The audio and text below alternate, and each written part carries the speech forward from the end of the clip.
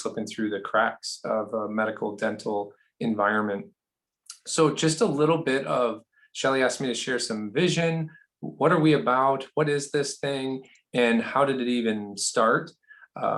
So like I said, my wife and I, from Minnesota, but went to Portland for seminary, and we were part of a really rough neighborhood that was in a church that was asking tough questions about local missions. How do we love and serve our neighbors in a neighborhood that just has small churches or not a lot of funding, but tons of people slipping through the cracks? And the answer was to come together as a team of churches and do a medical dental outreach in a school. And so that was 2006. We had no idea what we were doing. Most conventional wisdom looked at us and said, well, you're probably going to get sued. There's a lot of red tape in America. You can't do in America what you do in Mexico. But we just felt so strongly that the Lord was calling us to do that. And so a couple of us leaders kind of got together and just pursued what would it look like to work as a team of churches to love and serve our neighbors with medical, dental, food, social services, really just love the socks off of our neighbors in the name of Jesus. How could we do that? And so it was miraculous. I still have no idea we had no manuals, no equipment, nothing, doctors, they had no reason to trust us. But it miraculously happened, and it still motivates us to this day, 15 years later, and we're in different cities and around the world. But my family and I were sent to Twin Cities to live. And so it's been 2.5 years of really finding the right leaders, people like Shelley and Anna and others who just are willing to take a risk on how do we work together to be the church in the neighborhood. And I just believe wholeheartedly that I don't have to convince you, right? The world is getting more divisive, more just angry. And the church has the motivation, and more than the motivation, the power and the reconciling truths of the gospel to live out, not just preach. We have to preach, but you also have to live it out. And that's what a compassion clinic is.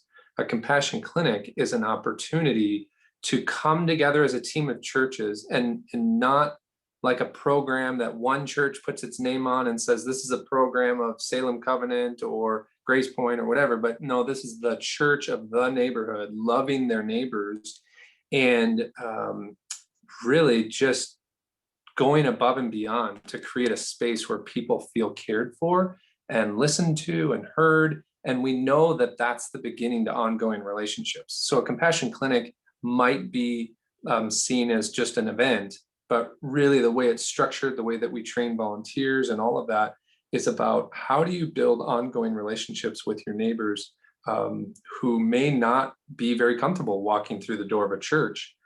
But if you address their physical pain, then usually doors are open to spiritual pain and other sorts of pains in their life. And so, again, it's an opportunity to come together as a team of churches, work as one. And then the clinic itself it's a mobile environment. So you're setting up dental units, you're getting doctors to transform a classroom maybe into a private exam room, and you need nurses and dentists and all that sort of thing. But you also need a lot of just humble people who want to volunteer and love on their neighbors, practice hospitality in the name of Jesus by giving a welcoming smile, by directing the parking lot, whatever. There's a lot more non-health professionals needed than health professionals to volunteer in something like this. But again, it's a team of churches, which it's amazing me. I was just telling Shelley today, it amazes me that there's such a strong group of churches when you guys have never really seen it in action on the West Coast and in other places where there's tons of these compassion clinics. They see it and they know it. So I just am really proud of the work that Shelley and the others have done to kind of say, we need to do this. We need to unite and lead it. So Compassion Connect, that's the nonprofit organization. It's not our program that we're running. we are very passionate about equipping the local church to be stronger together and be the church in the neighborhood. We're a nonprofit that really does not want to replace the church. We want to lift her up because we believe that that's biblical. And we do it through unity and compassion. So we believe wholeheartedly that, Jesus's prayer in John 17 that's one of his last prayers before he goes to the cross. And he's praying that we would be one, we, his followers, would be one, so that the world would see this profound love of God. And we get the opportunity to do that in a practical way through a medical dental outreach that is volunteer led. It just needs volunteers. And right now, tonight, the big objective is it has to be led by a team of volunteers, a steering committee, a planning sort of team. And it's really important. It can't happen if there isn't a team of 10 to 12 people who are just saying, yeah, I'll take interpreters, or I'll take the hospitality team or the medical team or the dental team. And here's the thing I'll say, that may sound scary, you've never seen it, or it's overwhelming. But again, we have 15 years, lots of communities that are doing this. They love to share their ideas. We have manuals and all of that stuff. So that's kind of our role, is to make it as easy as possible for the churches to be the church in their neighborhood, and tear down some of those hurdles that you might have if you had to reinvent the wheel. So again, I am super appreciative that you're willing to have this conversation, consider these opportunities. We had the conversation going a year ago, and COVID really kind of took the energy out of that because it was really hard to figure out how to do these clinics in a COVID environment. Our team in Portland has since figured that out. And so we feel really confident that we can do it in a safe way, but in a spirit-filled, powerful way that is going to speak a different message to our communities than what they're experiencing and seeing right now in a divisive culture. So I could share much longer, and I know I talked too long. I'm trained as a pastor, so I'll just stop there, and I'll be available at the end for some Q&A that you might have. So thanks so much, Shelley, and everyone for carving out time on this Thursday evening. Yeah, thank you, Mylan.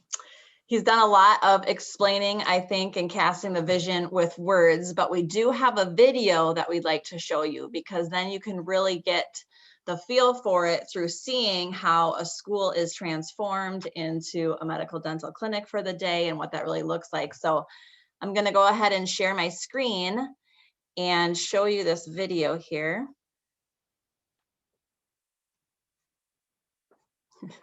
As soon as I find it. One second.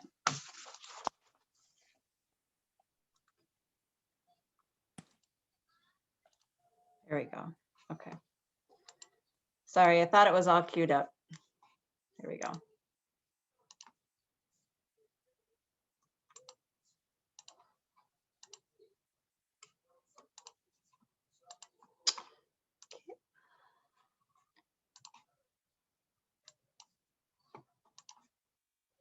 I just need to make sure it's going to share my audio. There we go.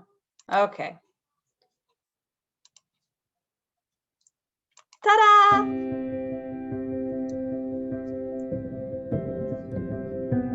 So a Compassion Clinic is a free mobile medical and dental clinic, and it is a collaborative effort between multiple churches in a community and various social service organizations and other healthcare providers, and they're all coming together to serve their neighbors with compassion. Community comes to Compassion Clinic to receive care, and really we're catching people that are falling through the cracks of healthcare. We're able to care for them, provide immediate care, and then refer them to ongoing care from there. Compassion Clinic, being a one-day event, is a relatively easy way for a larger group of people in the congregation to go out into the community, meet people from other churches, and develop those relationships, and to break down any stigmas and stereotypes in a safe place where people can say, what can we do next? It's really neat to be able to find that place for everybody, even though, you know, they think that there might not be a place for them. And it's just such an amazing thing to see when you have people serving in their gifted areas, and they love the Lord, and they are just excited to have this opportunity to serve in this way with so many different groups of people from other churches. It's such an amazing thing. I just feel like we're one big happy family, and it's just such a neat feeling to come together with Lutherans and Presbyterians and community churches. And it's just such a great opportunity to share Christ with them and with our guests. Compassion Clinic is an event that brings churches together to serve their neighbors. And that is so important because one church alone can't provide all the resources and all the support that people in our community there require. When you bring multiple churches together, they're able to act as the church to serve their neighbor, and you get the strengths and the giftings of each church and each community member in those churches. And so together we are stronger as one body and one church. I see these compassion clinics as a real effective way of uniting the churches together, casting their secondary beliefs aside, and putting their primary focus in regards to loving others then, and showing grace in practical ways as the primary focus then too of the ministry. And that's where we see God's work at its best. Our goal is that the guests would not see us personally, but they would see Jesus in us. Compassion Connect really connects with local churches to equip them through training material and videos, which really consists of our toolkit, as well as supporting them through coaching and encouragement. We see the value that is brought to a community that hosts a Compassion Clinic, and we want to see it expand to communities all throughout the Pacific Northwest and beyond. I arrived at 1 o'clock in the morning, and the service I've gotten excellent. Can't ask for anything more. I got my teeth pulled, my teeth cleaned, and God answered my prayers because that's what I prayed for. And that is what Christ was trying to say when he said that God is here to create the beloved community where all have safety, belonging, and purpose.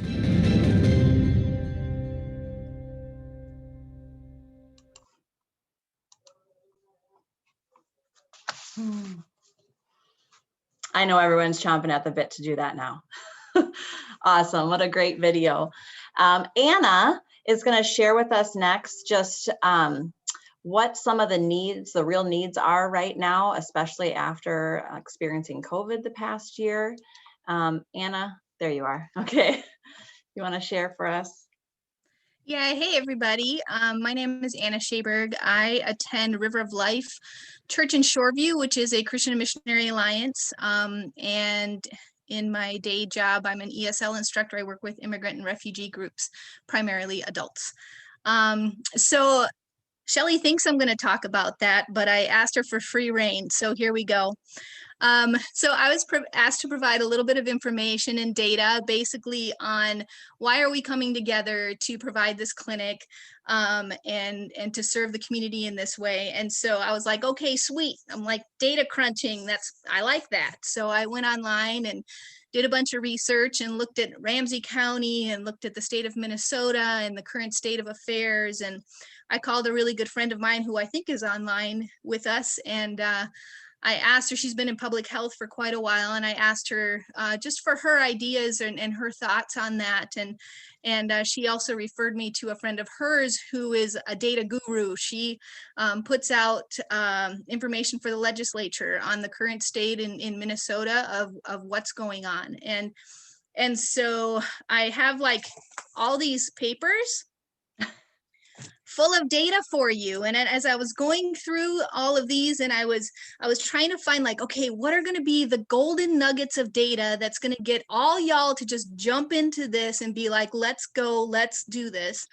And it just hit me like heavy that this is not data. This is about people.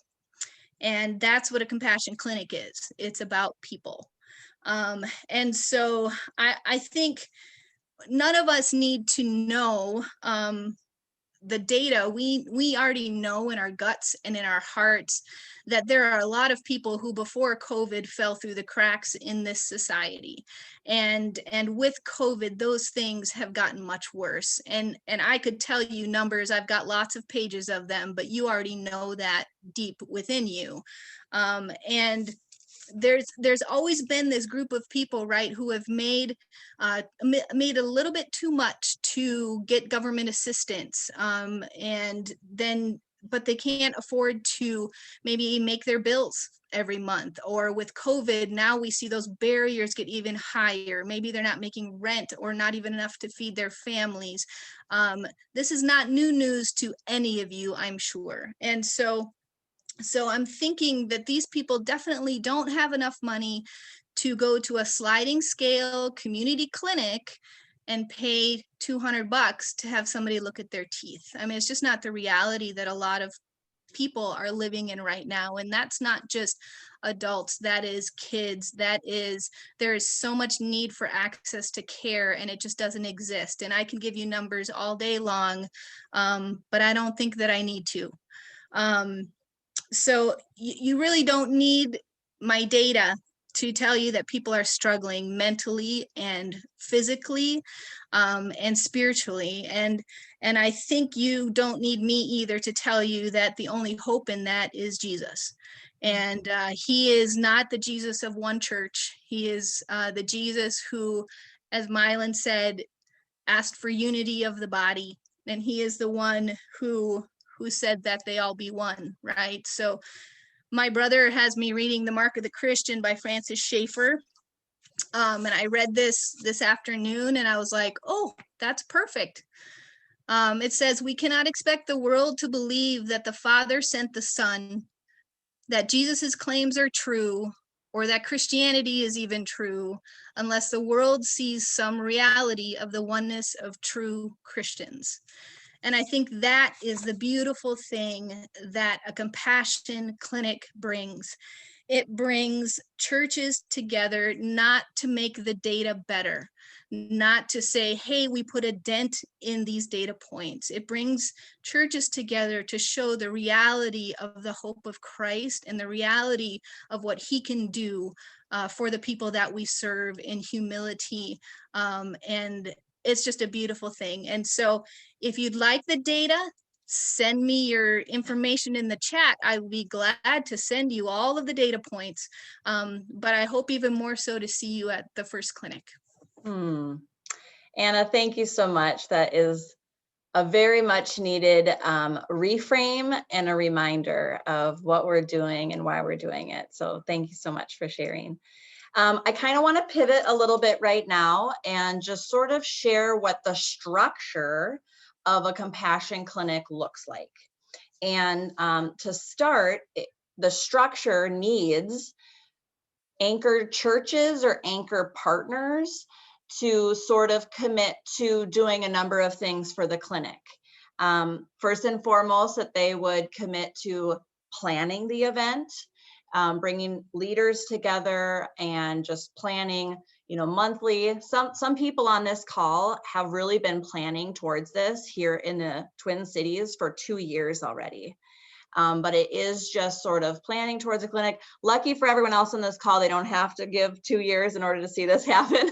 We're going to now quickly hit the ground running because that groundwork has been laid. But we do need anchor churches that have committed to planning for the event, financially support the event, providing leaders and volunteers from within their congregations, and just a commitment to serve our guests' spiritual and physical needs. So at this current time, which I think we might pick up a few more partners, at this current time though, we do have 3 anchor churches and an anchor partner. And so I do want to just introduce the different partners that we have, and I've asked them each just to kind of share a couple sentences of why they want to invest in this partnership. So Adam, I'm going to start with you. I'm going in alphabetical order here, so no favorites. But Adam, if you could share, Adam is from Faith Christian Reformed Church in New Brighton, right off of Silver Lake Road. Yeah. Well, my original motivation was just that there's a need and we're better together. I mean, our church is about 200, so there are some things that we can do. There are some things we certainly can't, like host a clinic. There's no way we have, the resources to do that. So it's exciting to get together and meet a need with the churches that are around us, our neighbors. So I'm super excited too to have St. John the Baptist Catholic Church, because there's some firepower there. I know Mylan was like, hey, you can do this with small churches, but at some point we need also a few larger churches to find that dental worker, because we're like, we don't have it. We just don't have them in our church. So anyway, yeah. Awesome. All right, thank you, Adam. Let's go on to Mary. She's representing St. John the Baptist Catholic Church. Mary, you with us? Yeah, but I didn't have my mic on. Thanks. There you are. We were excited to be a part of this. I was out of the office at the time the invitation came in, and our pastor looked into it and really wanted this to happen. He's all about outreach and meeting people where they're at and helping where we can. And so this was an opportunity to do that, and to do that in conjunction with other parishes or other churches in the area is a gift. So we're just happy to be a part of it. We're throwing a wide net to get our volunteers, and we've got some people interested. So I'm excited to be in on the ground floor of this opportunity. Awesome. Thank you, Mary. And St. John's. I'm going to ask Officer Matt Farmer from New Brighton Public Safety to share with us. This is a major community partner that we have that I don't know is really typical of all of these other compassion clinics. So such a gift that we just really kind of have the whole of faith partners and the public safety department supporting this clinic. So Officer Farmer. All right, good evening, everyone. First off, I was trying to send a chat to one of my friends in the group here and send it to everyone. So I apologize for that. With that said, I'm Matt Farmer. I'm a police officer with the city of New Brighton. I also attend St. John the Baptist Church. What kind of brings me into this, and I guess the police department into this, is I believe it was 2017 time frame. We started the Faith Community Partnership, what we call Faith Community Partnership in New Brighton. And basically what that is, it's consisting of public safety and the faith leaders in New Brighton of the different faith communities. And really our goal with that was to get to know, build our relationships with a group of leaders in town. And not just the leaders, but who they serve, which is, we're pretty much serving the same population. A lot of New Brighton residents go to these faith communities, obviously. And it's a way for us to get to know people, build trust, build relationships, so we can better serve our community. So that's kind of the gist of why I'm here. But it's been a great experience, from even just talking the last couple of months with Shelley pushing for this and Anna's words tonight. It's very exciting. It's very empowering. And I'm looking forward to this. Hopefully more clinics in the future. But any way we can help with this event and future things, we'll do whatever we can. So thanks for having me, and happy to be here. Thanks, Matt. And I am Shelley Streeper, and I'm the outreach director at Salem Covenant Church. So Salem now is the third anchor church here that makes up the four. And I was part of conversations about a year ago, well, a year plus ago, about a year and a half. And then, COVID kind of hit and everything shut down. And I just was like, I have to take a break and focus on these other things that I'm addressing in this time. And then it was, I think, late this fall that I started to think, maybe the time would be good to just talk about what this could look like again. And so just kind of met with Mylan, and he got the team that had been meeting all of this time back together, and we started the conversations again. And I guess what draws me so much to this is the collaborative, the collaboration, the unity that an event like this requires, and how it differentiates from the other free clinics that are out there. Like they do exist here in Minnesota and people can find them, but this is right in your community. And these are the people who live in your community, who want to serve your community, work in your community, caring about you. And it's not just meeting their physical needs when they come. It's their spiritual needs. It's holistic. And that to me also reminds me of, you know, just Jesus's actions on earth when he was here and what he demonstrated, and just how he came to unify, you know, initially with like the Jews and the Gentiles. He came to bring unity and just to lay down our differences, and he came to bless others. He did that in so many different ways, and ultimately to offer eternal life. And I kind of feel like we have components of all of those when we will collaborate and do this clinic together. So I think that's the biggest draw for me. And just, man, I just can't wait till July and we just reflect on this and knock it out of the park and bring glory to his name and say what's next, and just imagine how we can transform our community. Like, I'm just so giddy with anticipation for that. So that's what brought Salem into this. Okay, so that's kind of the structure of the leadership. And now we just need to fill all of this with key leaders and volunteers. And so what I want to do now is sort of break down for you what we might be asking you to do, how maybe you could plug into this. And I'm going to do that by trying to screen share again. This is that document that I attached with the email that kind of gave you the link to this meeting. And so I don't know if some of you guys opened the email or not, but it's on your screen. It's housed in the email that got you into this meeting, so you could go back and look at it. It's kind of a 2-pager right now. You're just looking at the second page. But what I want to share with you is there are, I think, 13 different teams that we need to have leaders for. And then when we have leaders for those teams, we're also going to give those leaders some volunteers.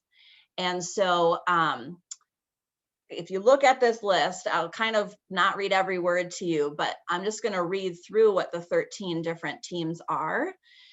So we would need like a connections team, and we kind of call this like the heartbeat of the clinic. The people who serve on this team just really love customer service. Maybe they're a little extroverted. They just want to connect with guests and lead them through the clinic, make them feel comfortable. They might be the ones that would follow up with them afterwards and build a further connection with them if it feels like the door to that is open. So that's what the connections team does. And that will be a fairly large group. So I could see a lot of people serving on that team because we'll have a lot of guests. Then we have the very essential dental team that needs 2 key leaders at least, and then giving them probably 16 or so hygienists, dentists, volunteers for that day. Equipment management, they will be kind of like the setup and the tear down.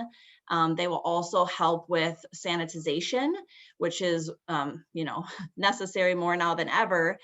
So really kind of behind the scenes folks that just work really hard and sweat a lot, but they make the day happen by just being willing servants. We have a food team because people, while they're waiting for their services, they can have a warm meal, they can have some snacks. So we have some people that are committed to planning a menu, preparing it, and serving it that day. We have a hospitality team, just kind of creating that warm and safe, friendly environment. They would be the ones that greet guests upon arrival, take the temperatures, you know, and provide snacks and bevies for our guests.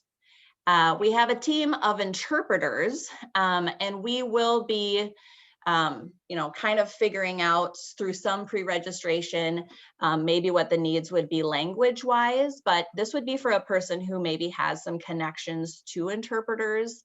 Or if you have that bilingual gift yourself, you could definitely serve as a leader of this or a volunteer. The medical team as well, we're looking for doctors and nurses. The ones who can be administering the care need to be licensed, but if you're like a retired, unlicensed medical person, we still need you because you could help with like the triage and different things like that. Parking and safety, it's kind of like your first impressions crew, hanging out in the parking lot, directing cars, welcoming them, telling them where to go next. We have a prayer team that is just committed to covering the whole day in prayer. Sometimes that is on site and sometimes that is off site. The volunteer can maybe choose. But then we also have a core number of people that are on site that there's a prayer area that people could go to receive prayer. Public relations team, that is just getting the word out about the clinic.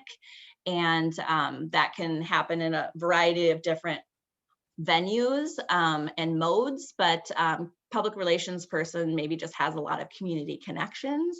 And so that's who would serve on that team. Registration desk, you kind of saw it in the video, you know, people need to kind of sign in, give some information. We book their appointment, whichever ones they are, medical, dental, or both. And kind of, you're an organized person, you're good with customer service and scheduling. So that's what the registration desk does. Setup, maybe I kind of am redundant here. Equipment management and setup teardown looks like kind of the same thing. So we're gonna say maybe that's the same thing, unless somebody interrupts me and tells me it's not. But then finally, we have the social services. So while people are waiting, it's kind of like a social services fair where we might have different sort of vendors or services set up that, you know, our guests could walk around and just pick up information, meet with people about a variety of topics and services. And so maybe someone who has a good connection with the social services industry, they could invite people to come and host a table, that sort of thing. Or if you yourself, you know, work for an organization, I could see you serving as a volunteer in the social services team. So, that is the various teams. So what we need for the teams are the key leaders, and we always have you at least work in twos because it's collaborative events. And so we want every team to be working in collaboration, sharing leadership. So we need key leaders, and then we also just need volunteers. So if you're like, I can't commit to being a key leader and investing in, you know, the organization of it or the meetings, that participating in the meetings, but I'm all in as a day of volunteer, great, we need you. And we will take your information, we'll pass you along to that key leader, and then that key leader of that team will be in communication with you. Some teams might require like 1 or 2 meetings before go time, before clinic day, just depends on the nature of your team. So I just want to make sure that I'm clear with what kind of the teams are and the roles being a key leader and a volunteer. Does that sound like I've explained it well enough? I just want to make sure. It's hard when we're not like physically in a room together and I can only see like 6 of you at a time. So, okay. So other thing I want to tell you that's kind of exciting as you start to think like, what team could I work on? I also want to tell you that these are like, what we kind of cookie cutter. This is what most clinics have, but based on our human resources that we have within our congregation, like the skills and the talents and the gifts, we could really offer more services and things like haircuts. You saw in the video foot care. So we could offer foot care, massage, chiropractic care, eye exams if we had some ophthalmologists, also maybe some connections with free eyeglasses. We're looking into that. And And then I heard this really smart sounding word today called audiology services and screenings. And that has to do with your ears. So ear care, hearing screenings. So, I mean, we really can go big. And what I think would be so great is if someone didn't have a dental or medical need, they might still desire to come to our clinic because of the other things going on. And I just think that would be so great. So if there's something like on that piece of paper in the team list that you didn't see that was a good fit for you, maybe one of the things I just mentioned would be a good fit for you. So sky's the limit here, folks. I guess within reason, but we'll see. So I just kind of wanted to explain that to you. I did have on the other half of this attachment that I put in your email is a response form. And normally if we were all together on this vision night, I'd also have like drinks and cookies for you, but then I would also probably get this form back at the end of the night. But since we're virtual, I'm going to beg you to, after this meeting, just sort of pause for the next 5 minutes, prayerfully consider how you might volunteer or plug in, complete the form, and email it back to me. That's what I'm hoping, and that nobody slips through the cracks because of this one little step, one little hurdle you have to jump over to kind of respond. So everyone should have my email because I emailed you in order to get on this meeting, and I do have it on the sheet as well. So yeah, so that's the structure. That's how you could kind of raise your hand and sign up for something, is just by filling out that form and emailing me back. I'll share it with the team. We'll have someone be in touch with you. I do want to kind of pause and see if there are any questions, and we're gonna make Mylan answer the questions. Sally, can I ask a few questions first? Yeah. Sure. When is this planning to happen? What's your bullet point I'm just number curious. one? When are you gonna I'm a really big picture person. It is going to be, drum roll, Saturday, June 19th, from 10 a.m. to 4 p.m. So it's a 6-hour clinic. And it's going to, our target is New Brighton. And we're seeking out schools. We're having various conversations with different schools in New Brighton. So we don't have a firm location at this time, but don't fear. I have another question. What sort of team leader roles are still vacant that you really are hoping some of the 43 people on this call might voluntarily step into? Well, the first two, because it's called a medical dental clinic, we need medical dental people to very quickly emerge and say, I would love to be a key leader, or I'd love to be a volunteer. That would be really helpful to kind of move this along and feel confident, which we already do, but yeah. And then kind of the sky's the limit. We can welcome people in all the other places. There's no one spot that's like under wraps right now. Like you shouldn't say you want to do it. There's room for everyone at the table. So just tell us where you think you'd best fit, maybe 1 or 2 spots. And then I'll circle back with a response on that. And what do you see are is there like a scheduled meeting where people who are even remotely interested should kind of be circling that on the calendar, for maybe you're covering that at the end? Well, I'm not.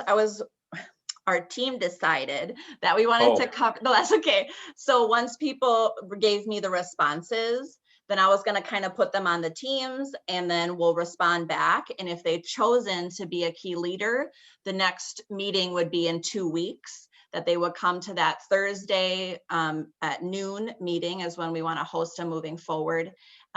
Every couple weeks we'll meet until a month out, then we're meeting every week. As the planning team, the key leaders. The volunteers are just in touch with their team captain, and that team captain will kind of drive if they need to meet or how they're being communicated with. So. Great. I'll stop asking my questions.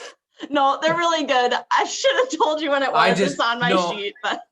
I'll just say to everyone, I've been a part of so many of these that I just know it's it's confusing when you're maybe first hearing about this. You're trying to wrap your head around what does it look like, and some of us have wrapped our heads around that, but then it doesn't happen without volunteers who are saying, I don't know how I could lead that team, but maybe I could.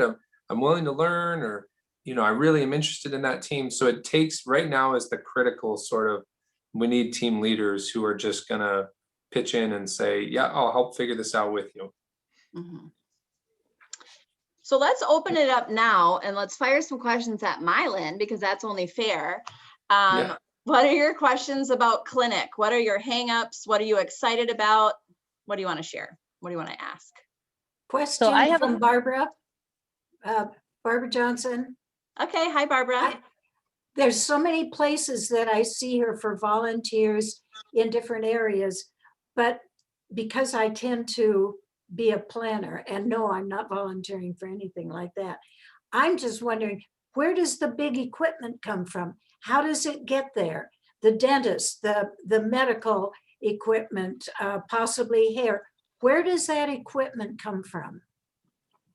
Yeah, who's the prayer team leader? We need to ask them where it's coming from. They need to start praying. No, here's the thing. We know that medical and anything else is pretty easy. It's in an environment like this. You don't need a lot of large, extensive equipment. Dental is really, really hard. And so we've got a couple scenarios, a couple options. Most of our equipment is stationed in Portland, Oregon. And so, worst case scenario, we have to figure out how to get some of that equipment, which we've done. We used to ship it between Portland and Phoenix a lot. So it's not out of the question. And dental, you saw there, it's portable units. What you saw in the video is a lot bigger than what we can do right now because of COVID. So it would be smaller than that number of dental units.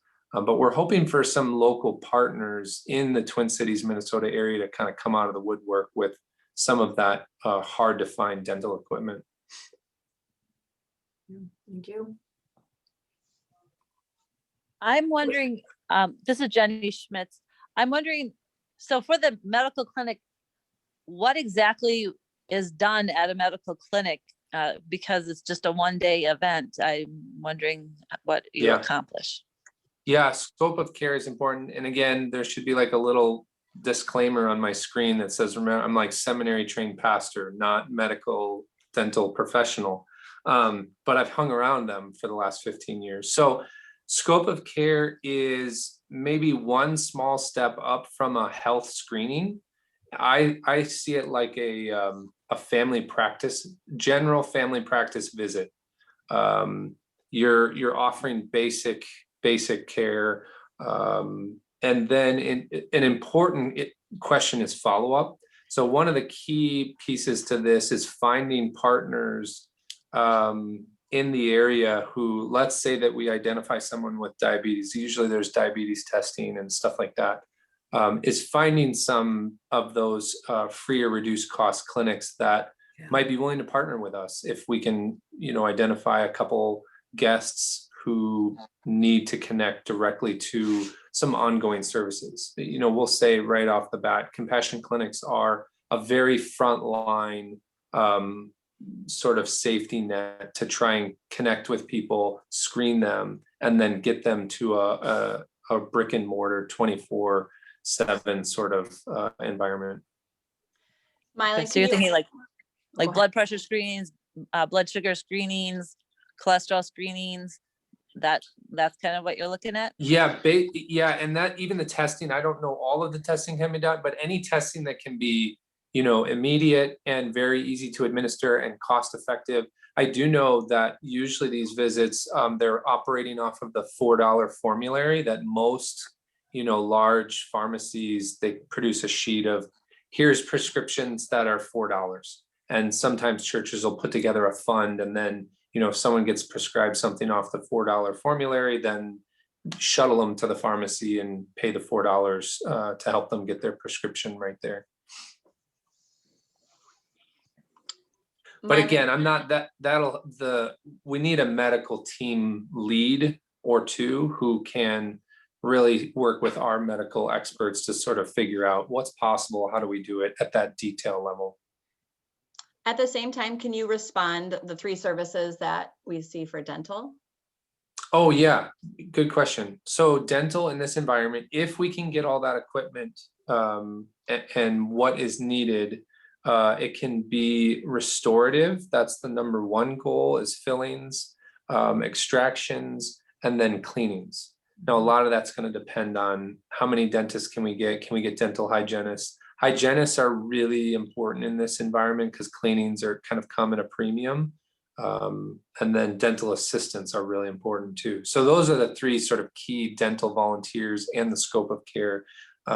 We have an X-ray system. It's handheld X-ray guns that are wirelessly sending images to tablets by the dentists. I'm pretty certain we can get that system.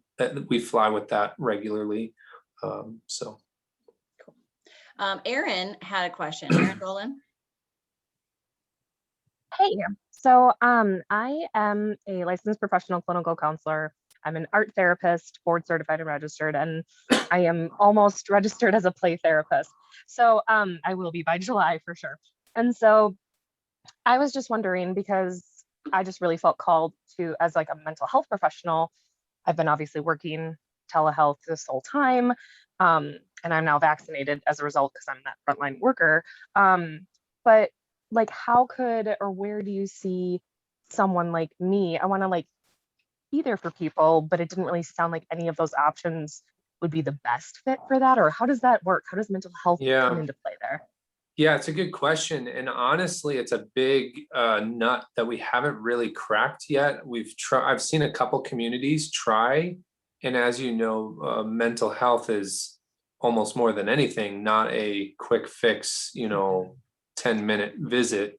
And there's obviously really interesting liability questions around, are you sitting down with someone and potentially diagnosing something? Like, we don't want that sort of environment. But No. so honestly, because we don't have a ton of people like yourself coming to the table, I always take the approach of like, and this is Shelley alluded to this, hey, if there's haircutting person that comes to the table, they're going to help figure out haircutting. If there's mental health that is willing to journey through this and kind of figure out what's even healthy or feasible in this environment, the compassion clinic model is really moldable to the local community, just within reason, obviously legal reason, liability reasons. So I would just invite you to, if you really feel called to it, is help figure that out for this. And it might be a new thing that I've only seen 1 or 2 communities try it. And it was, they actually invited like the county health department to come into it was a huge clinic. And I think they were just doing kind of like, hey, do you want to talk to someone? Sort of, they weren't doing, formal consults or diagnoses or anything like that.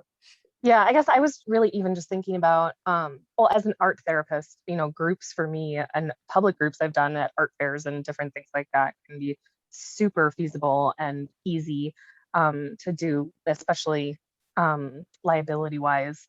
But even just with kiddos, like, and having that like art and play, something for the kids that are there, and just kind of creating like a safer environment for them to express and just kind of holding that space for them. So that's kind of what I was thinking in my head. But I think it's brilliant. And if you already have experience in a fair type atmosphere, then it won't take much thinking to figure out how it could plug into this. So yeah. Okay, great. Thanks. Erin, we'll connect because that sounds super exciting. Oh, and Jessica thinks so too. Yeah. I think Adam Stout, did you raise your hand? I was just going to follow up with exactly what Erin said, but just that we're probably doing this outside, and it would add to the festive element as well as for those walk-ins that have to wait a little bit. It could just be like the perfect gift to pair with, all these other things that are going on. So love it. I'm thinking of face painting too. Sounds fun. Any other questions? Mylan's in the hot seat. Hi, my name's Tim Tashney. I'm from River of Life Church in Shoreview. Anna invited me. I have a question. So I participated when I was in law school with something called Project Homeless, which sounds very similar to this. I Yep. don't know if they're still active, but they used to do events like this where they'd provide medical, dental, but also legal services to people. Yep. Have you ever added something like a legal service with this type of event? And because I think if you reached out to maybe perhaps the Minnesota Bar Association, or even I think Project Homeless, they may still exist, it might be an opportunity to bring in some attorneys, and they even bring in judges who will do things like do expungements and things, and it does tend to draw a lot of people. So just an idea. Yeah, I love it. Was Project Homeless in the Twin Cities area? Yeah, they used to do events twice a year, once in Minneapolis, once in St. Paul. I participated twice. They'd go into like the convention center and bring in a lot of people. I worked at the intake booth for the legal services, and it was fun. I mean, I really just enjoyed it. I know it was started out on the West Coast, I think in San Francisco, and then came to Portland. So we used to partner with we would kind of alternate our events. We were obviously a Christ-centered movement, and they were a county government-centered movement, but we worked well together, and they actually helped us partner with, there was like a nonprofit that did the legal advising and helping with paperwork sort of issues. And so I've always loved it when they're able to do it. I'll say that a group, it usually takes some sort of partnering organization who's already doing that work, or someone who knows how to facilitate it to kind of plug it into the Compassion Clinic. Because what I've typically seen is, the Compassion Clinic leadership team is either they don't have someone with that skill set like you have, or they're just overwhelmed with trying to figure out medical, dental, and haircuts and the other sort of basic services. But again, just like the mental health, art therapy, boy, if we could have that, if that could come together somehow, or if there is a partnering organization that just wants to kind of run that arm of the Compassion Clinic, I think it would be perfect. Because you're right, it's a wonderful service that is very hard to find. Cool. Sue Poston raised her hand. I guess I have a question for both of you, Shelley and Mylan. First, for Mylan, obviously the free services cost something. What kind of costs are we talking about? Yeah, so the budget for a Compassion Clinic total, and Shelley, I don't know if you've talked more about this, but I'll just give sort of the standard. A larger event, which we won't be able to do, usually around $8,000 total. This is going to be smaller. Some of those fluctuating costs are going to depend on, is a school charging us some rent? Is food getting donated? The cost of getting the equipment here, if we do have to fly a bunch of it, and the equipment is going to take 2 or 3 people who just know what they're doing to run it. And so I feel pretty confident that if we're saying under 8,000, that's like a high estimate for something like this. So, and then that's total. Yeah, sorry. My other question is for you, Shelley, and that is that, and for the others representing the churches and the other support. There's close to 50 people on this call. How are we going to facilitate a fast network of connections, which obviously needs to happen very quickly in the next couple of weeks? I'm even thinking snowbirds and others who have some connections that fit into this, these specific areas, and just any thoughts on how we're going to really push and promote this for the volunteers at this point?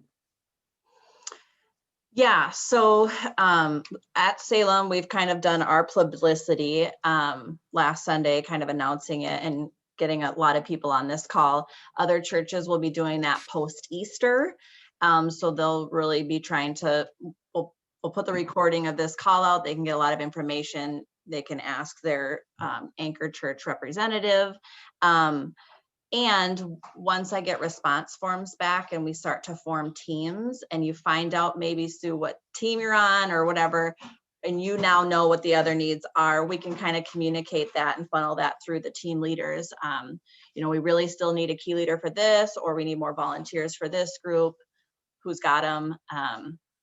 And if people have ideas on how to best network this or would want to kind of help collaborate, maybe you're a very organizational person. I like a teammate, that's fine. Sue, you need one more thing to do.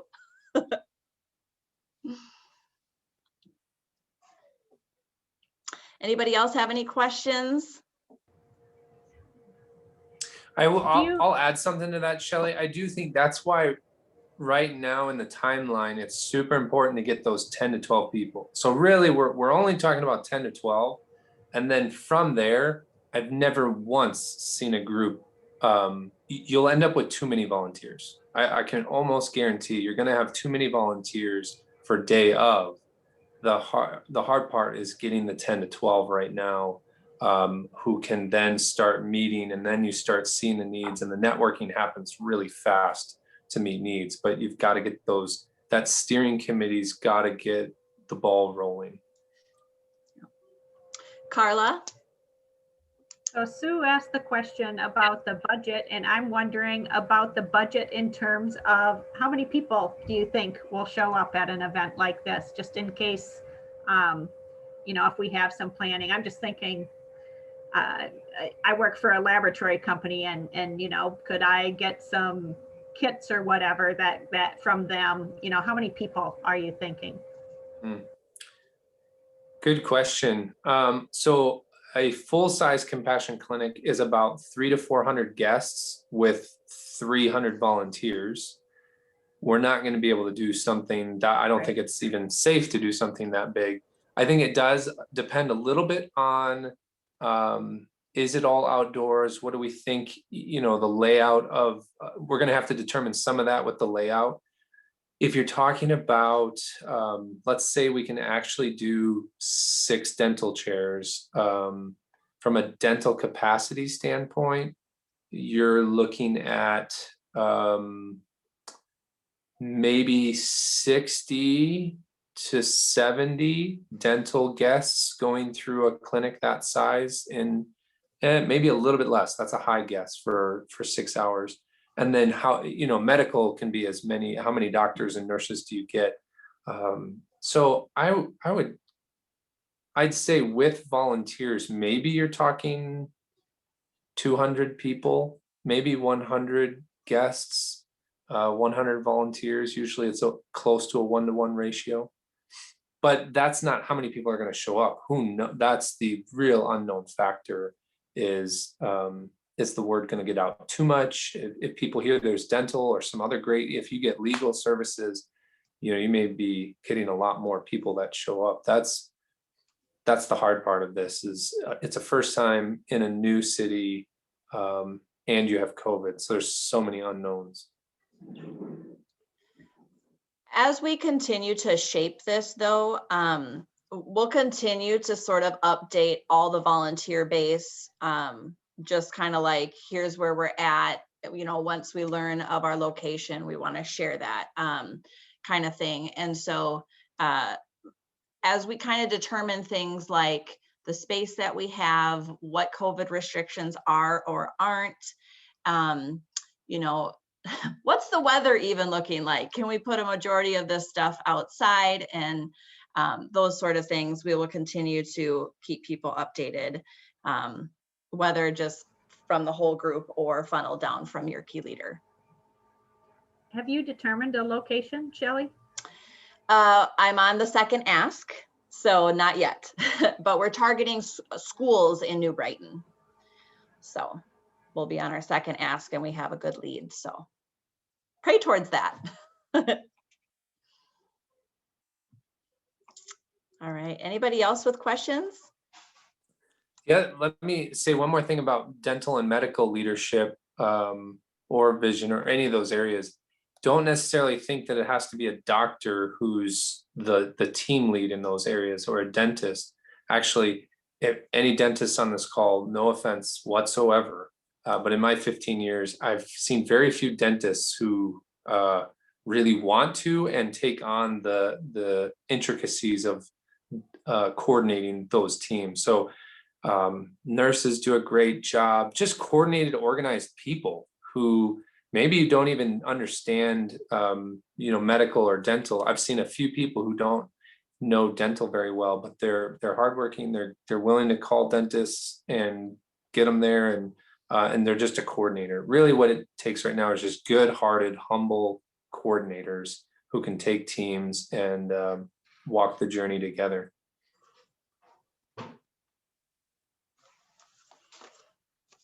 All right, well, I do want to wrap up. I'm pretty proud. I mean, we started a little bit late and we're just a couple minutes after, so it's like it took an hour. So thank you guys so much for your time, for being here. I just kind of want to read a blessing as we say goodnight. And it is this. May God be present in our work today, tomorrow, and every day. May he give us peace and joy in taking steps to serve him collaboratively alongside one another. May God give incredible favor in the midst of his people to step out in faith to love our neighbors. Amen. All right, Amen. Fill out those response cards, send them back to me, and we'll get rolling on this thing.